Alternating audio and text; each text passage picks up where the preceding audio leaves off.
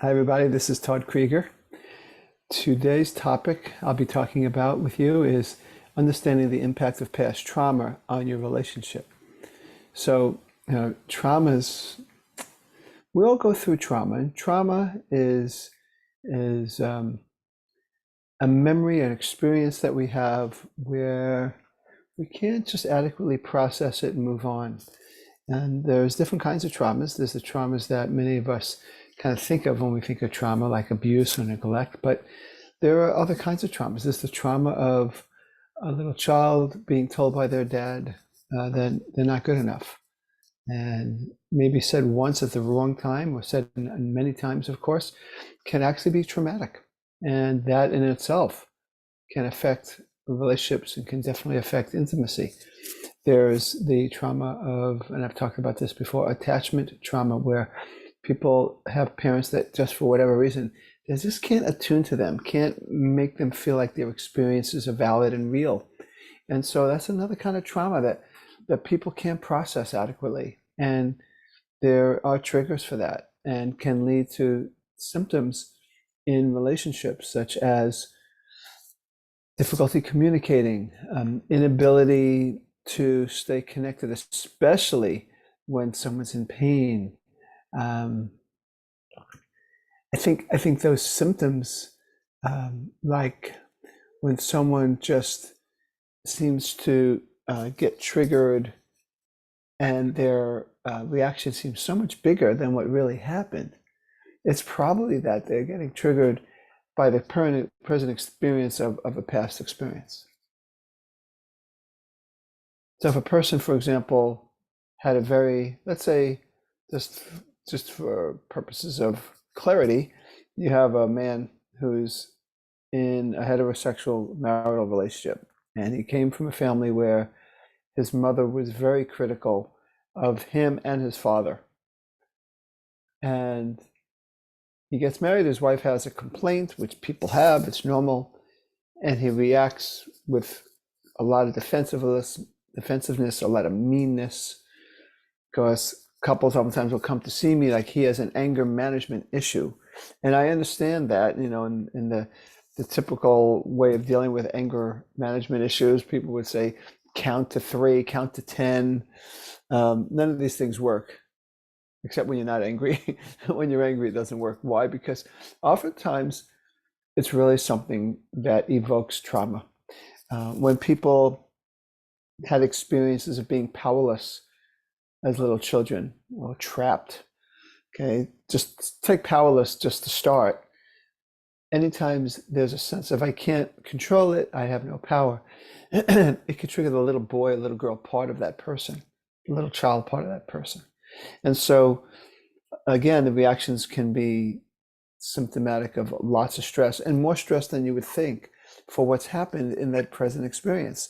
And stress reactions could be fight or flight or shut down freeze. And so as a person who works with couples and trauma, it's been really helpful to look at what's really going on underneath the scenes. I talk a lot about infidelity and how it oftentimes, the person cheating and the person getting cheated on, there's traumatic aspects from early childhood sometimes. Well, it's true for many things, many things. And when you have someone who is constantly distrustful, another symptom, they just don't have an easy time trusting.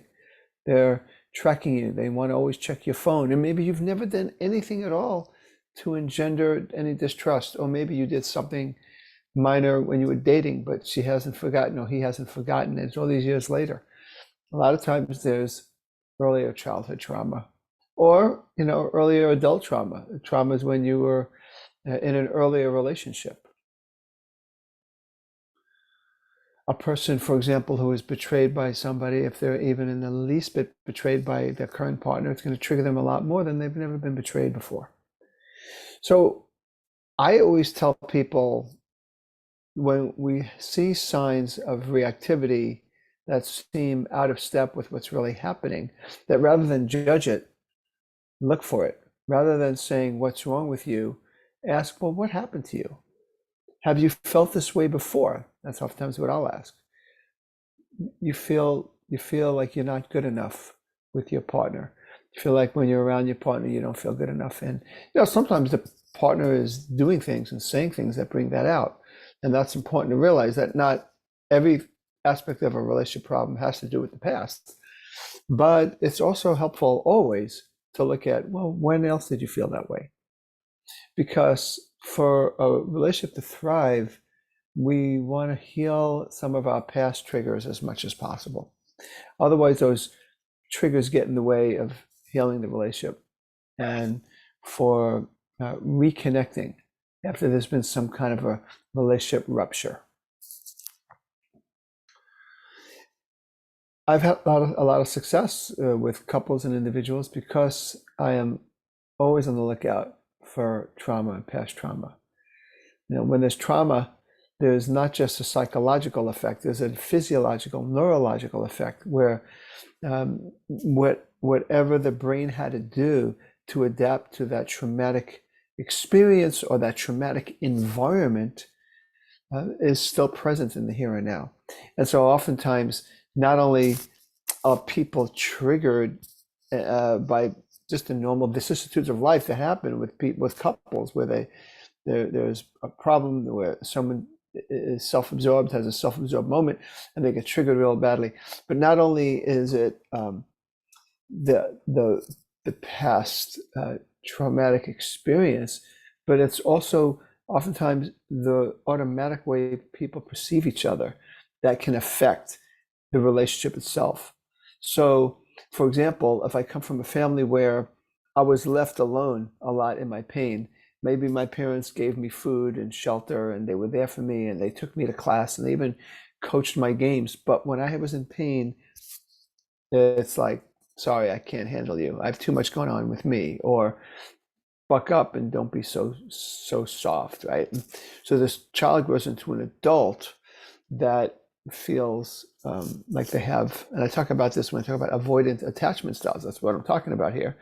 That they experience themselves as someone who has to solve their own problems, and also the partner is oftentimes left feeling like, God, I can't have an impact on this person. That person doesn't let me really love them. And so that's another way trauma, attachment trauma in particular, can affect the relationship environment. Now, the way that a person attaches or disconnects, of course, affects the relationship.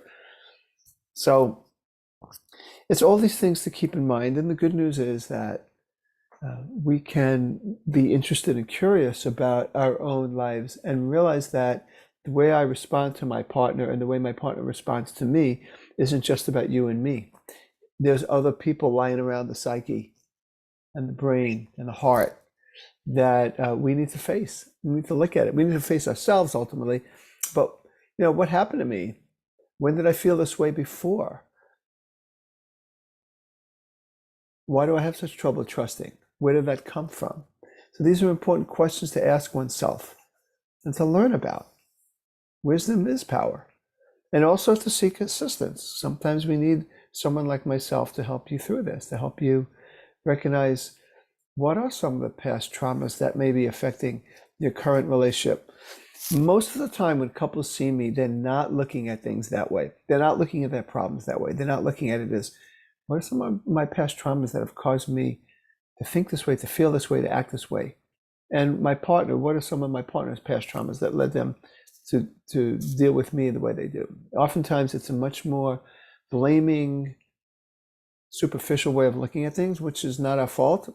We haven't been trained to look more deeply, but it is important to look more deeply, especially looking for past environments, family environments, and memories that have contributed to the way we think about each other automatically, the way we perceive each other, the way we connect, the way we allow ourselves to get help or not allow ourselves to get help, and the way we give assistance and support to others. So I just wanted to say that. I could talk about this for hours, but I think this is good for now. And I hope you take some of these things and look further and explore further and seek help if you need it.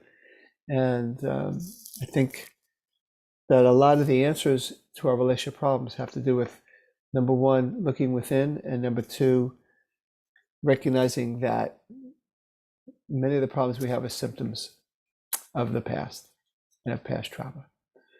So I just wanted to say that. This is Todd Creager, making the world safe for love. Thanks for listening.